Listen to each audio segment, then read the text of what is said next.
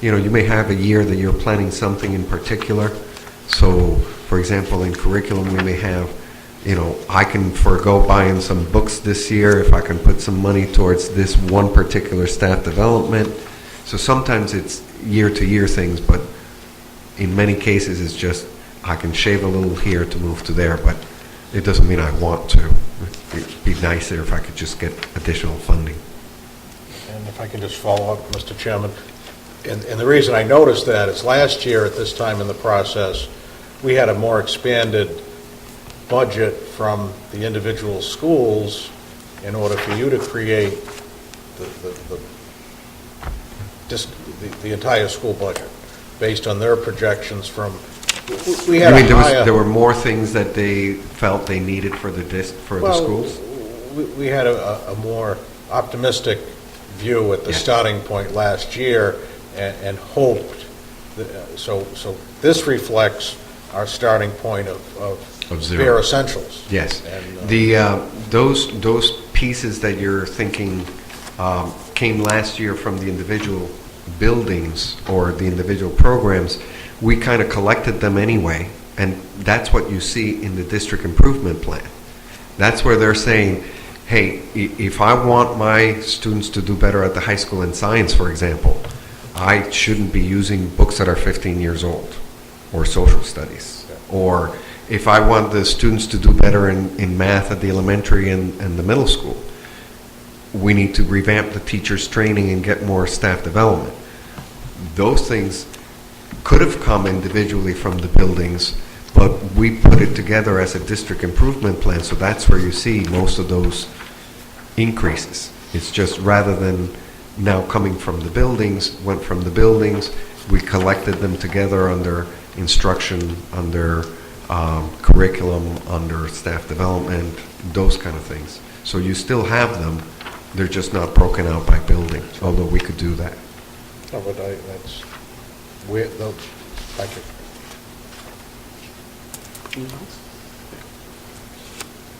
Okay. Thank you very much.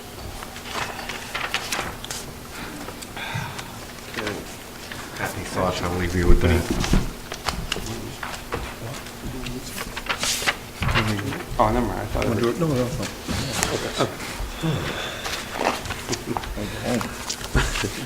Okay. Moving on to the action agenda, item A, approval of the fiscal year 11 school appropriation transfer increase. These are one of the things we try to do every year, 2-3 times a year. We're almost to the halfway mark in terms of the school year. So we decided maybe it's time to take care of some of the budget transfers that have been running within the schools. At the beginning of the year, you start with a budget that you set in June, and then by September, you start going, ooh, okay, I need a teacher here, and we hired this one at more money than that one. You start moving the monies around in terms of substitutes. Sometimes we put money in a central location that you know eventually will be needed to be assigned to the buildings, and until we start getting the bills, we don't know how much will be allocated to each of the buildings, so we wait a little bit into the year to start making those transfers. So the increase that you see, which is very small in terms of the appropriations, was $15,000 that the FinCom reserve account made available to us to fix the MAC. So when you look at the first page, there's one transfer there of $15,000, so our appropriation looks like it's a little bit more, but that's where it came from. It's really the town's money. They just accounted for it in that fashion. I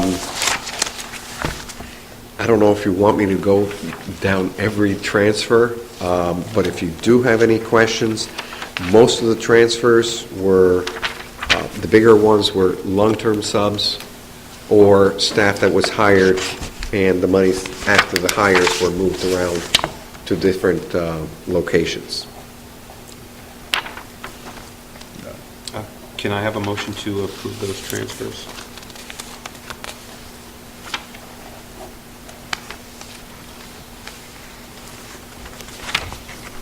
I'll move it. We need to approve that, right? There's some discussion after. You're right, yeah, absolutely. Is there a second? I'll second. Any discussion, Mr. Sullivan? Yeah, my one question is, I see this general education salaries and special education expenses. There's some shifting. Is there any relationship between those two numbers?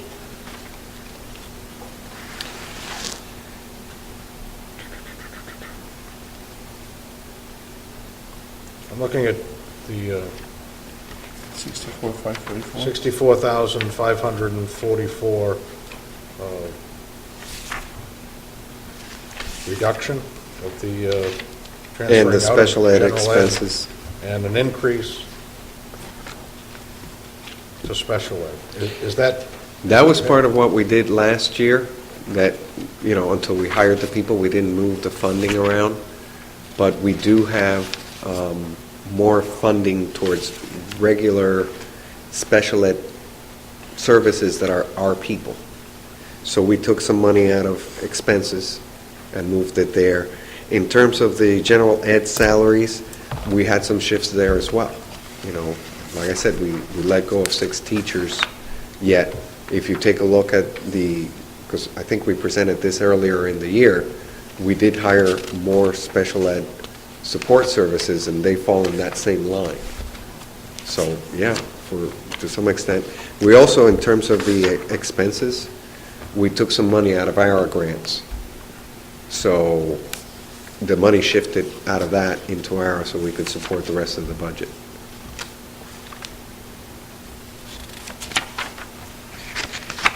That's the only question I have. But that's the big global one. If you want to see where the monies went line to line, that's what the rest of the transfers are in the back. Any other questions?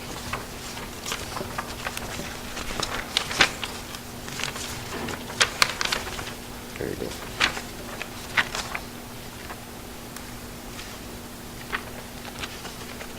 All those in favor? Aye. Aye. Nope.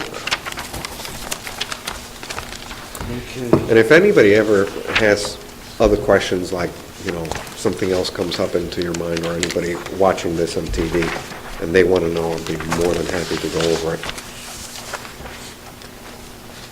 Okay, item B, review, can I have a motion to table this indefinitely? Actually, I don't think, does anybody want to do this or discuss this? I don't think this is an issue. I will make that motion. Okay. I think we might have an objection. Okay, but Do you, The only question is, we can keep operating the way we are. We did update this policy, and as we were updating it,